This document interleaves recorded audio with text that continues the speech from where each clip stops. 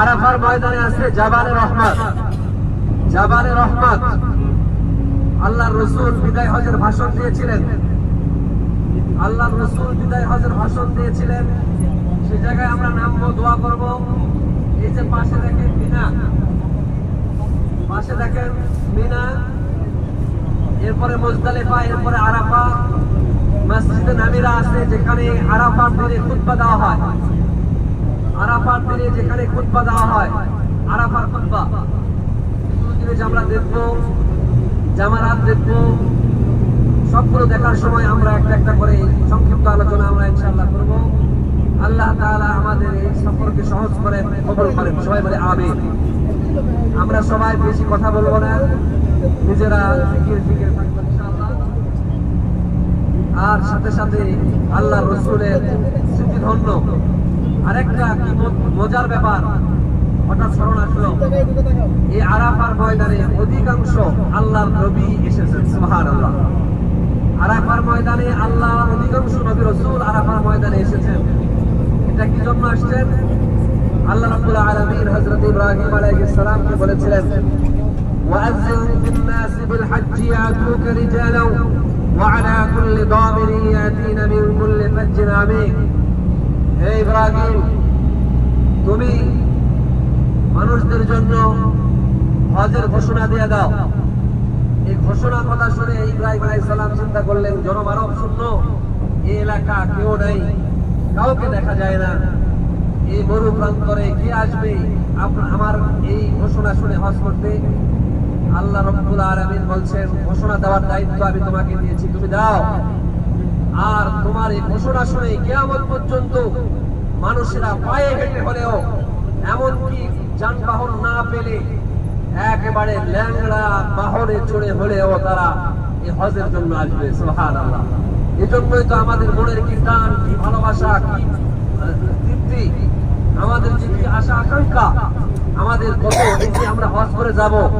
দেখবেন হজ করার আগে যতটা না আশা ছিল, যতটুকু না ভালোবাসা ছিল, যতটুকু না মানে কাঙ্ক্ষিত অবস্থা ছিল, এইখান থেকে যাওয়ার পরে যখনই মক্কা মদিনার নাম শুনবেন, আগের থেকে আসার ইচ্ছা আরো বহুগুণ বেড়ে যাবে ইনশাআল্লাহ।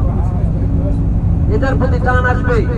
ওই যে ইব্রাহিম আলাইহিস সালামের এলান, তার আযান, তার ঘোষণা, তার যে সেই মধুর মানুষদের ডাক, তার সন্তানদেরকে আরাফার দিকে ডাকা, আমরা আল্লাহর হুকুমে ইব্রাহিম আলাইহিস সালামের সে ডাকে আমরা যেমন আসছি, যুগে যুগে নবী রাসূলুল্লাহ আসছেন, সাহাবায়ে কেরাম এই দিক দিয়ে সফর করে আরাফার ময়দানে তারা হজ পালন করেছেন।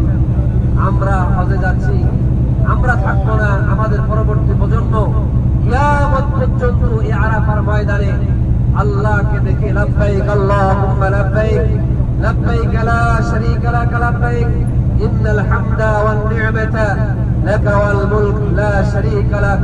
বারবার আল্লাহকে বলবে, আল্লাহ তোমার ডাকে সাড়া দিয়ে আমি উপস্থিত, আমি উপস্থিত, তোমার ডাকে সাড়া দিয়ে আমি উপস্থিত, আমি উপস্থিত। লাব্বাইক আল্লাহুম্মা লাব্বাইক, হে আল্লাহ আমি উপস্থিত, তুমি আমাকে মাফ করো, ক্ষমা করো আল্লাহ, আমরা তো তোমারই বান্দা, তুমি মাফ না করলে কে মাফ করবে? এই আরাফার ময়দান আল্লাহর রাসূল এবং অন্যান্য নবী রাসূলদের স্মৃতি বিজড়িত এই আরাফার ভূমি, এই হজের ভূমি। হজ মানে আরাফা, আরাফা মানে হজ।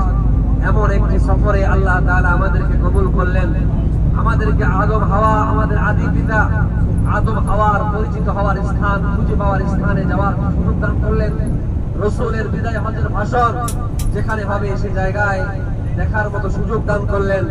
সাথে সাথে আমাদেরকে আল্লাহ তাআলা এই যে ভূমিতে, যেখানে হাসরের ময়দান, যেটা হাসরের ময়দান হবে, আমাদেরকে আবার হিসাব নিকাশের জন্য জানাতে হবে, সে জায়গায় আসার মতো সুযোগ আল্লাহ দান করলেন।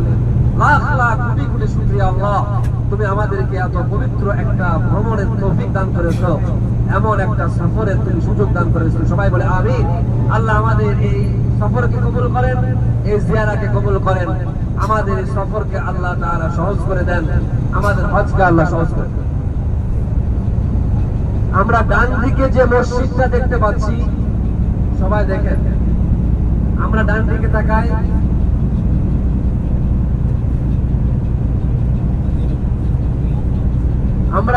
দিকে যে দেখতে পাচ্ছি এটা হলো উম্মুল কুরা ইউনিভার্সিটি, মক্কা উম্মুল কুরা ইউনিভার্সিটি। ডান